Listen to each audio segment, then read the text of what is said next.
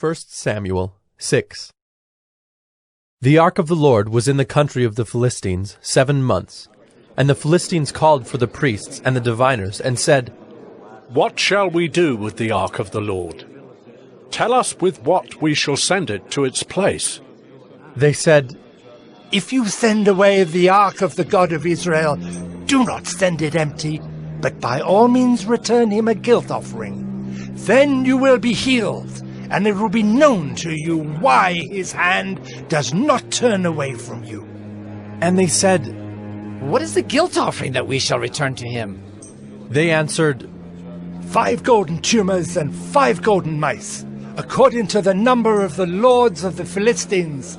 For the same plague was on all of you and on your lords. So you must make images of your tumors and images of your mice that ravage the land, and give glory to the God of Israel. Perhaps he will lighten his hand from off you and your gods and your land. Why should you harden your hearts as the Egyptians and Pharaoh hardened their hearts? After he had dealt severely with them, did they not send the people away, and they departed? Now then, take and prepare a new cart, and 2 milk cows on which there has never come a yoke, and yoke the cows to the cart, but take their calves home away from them. And take the ark of the Lord, and place it on the cart, and put in a box at its side the figures of gold, which you are returning to him as a guilt offering. Then send it off, and let it go its way, and watch. If it goes up on the way to its own land, to Beth Shemesh, then it is he who has done us this great harm. But if not, then we shall know that it is not his hand that struck us. It happened to us by coincidence. The men did so, and took 2 milk cows, and yoked them to the cart, and shut up their calves at home. And they put the ark of the Lord on the cart, and the box with the golden mice, and the images of their tumors. And the cows went straight in the direction of Beth Shemesh, along one highway, lowing as they went. They turned neither to the right nor to the left, and the lords of the Philistines went after them as far as the border of Beth Shemesh.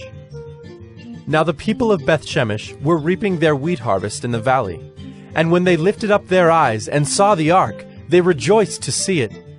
The cart came into the field of Joshua of Beth Shemesh, and stopped there. A great stone was there, and they split up the wood of the cart, and offered the cows as a burnt offering to the Lord.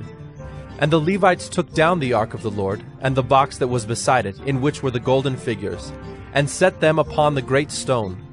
And the men of Beth Shemesh offered burnt offerings, and sacrificed sacrifices on that day to the Lord.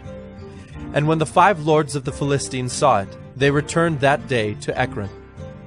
These are the golden tumors that the Philistines returned as a guilt offering to the Lord: 1 for Ashdod, 1 for Gaza, 1 for Ashkelon, 1 for Gath, 1 for Ekron, and the golden mice according to the number of all the cities of the Philistines, belonging to the 5 lords, both fortified cities and unwalled villages.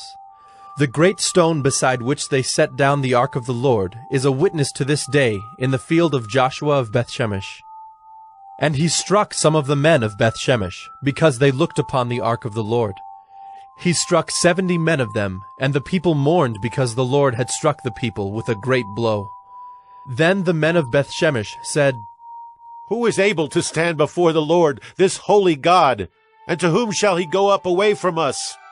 So they sent messengers to the inhabitants of Kiriath-Jearim, saying, The Philistines have returned the ark of the Lord. Come down and take it up to you.